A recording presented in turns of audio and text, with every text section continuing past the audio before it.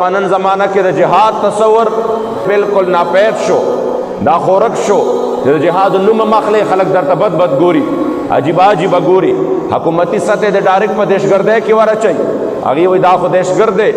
یو کال چې کوم دی کېدو والا دی، یو کال قریب دی چې د کشمیر مظلوم او مجبور مسلمانان مسلسل په ظلم و جبر کې بندي، مگر د هغې دپاره د جهاد د نوم اغستو والا هم څوک نشته، بلکې د خپل وخت بادشاه او وزیر اعظم اعلان کوي که چا د جهاد نوم واغسته نو دا به هغې سره هم زیاتې وي او دا به موږ سره هم زیاتې وي. ما وی چې د جهاد نوم نه ما چې کم دی جهاد فرض کړی، نه تا فرض کړی، جهاد خو الله جل جلاله فرض کړی دی. بیا حضور علیه السلام مبارک ټول عمر په دغې لار کې تیر کړی دی. زما د جانان مبارک په توره باندې اشعار لیکلی شوي، فی الجبن عار وفی الاقبال مکرمة والمرء بالجبن لا ینجو من القدر.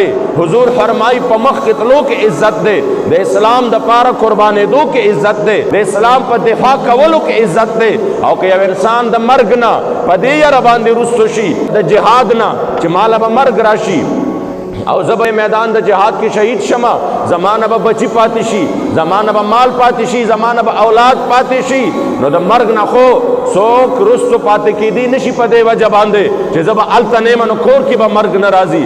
مرګ خو په کور کې هم راځي، مرګ خو د یو ماشي د لاس هم راځي، مرګ خو د یو داسې وایرسو د لاس هم راځي چې تا چې کم دی لیدلی هم نه دي. او مرګ خو چې کم دی د یو بلډ پریشر او شوګر او د عارض قلب د بندېدو د وجې نه هم راځي.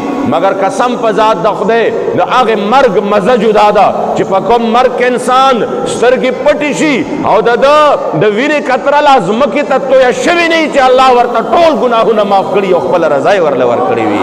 د خپل کریم آقا مبارک هغه زندګي چې انسان راواخلي، بیا دا نن زمانې د بې بسۍ د بې وسۍ دا زندگی راواخلی انسان حیران پاتې شي. وما لکم لا تقاتلون فی سبیل الله والمستضعفین من الرجال والنساء والولدان الذین یقولون ربنا اخرجنا من هذه القرية الظالم اهلها واجعل لنا من لدنک ولیا واجعل لنا من لدنک نصیرا.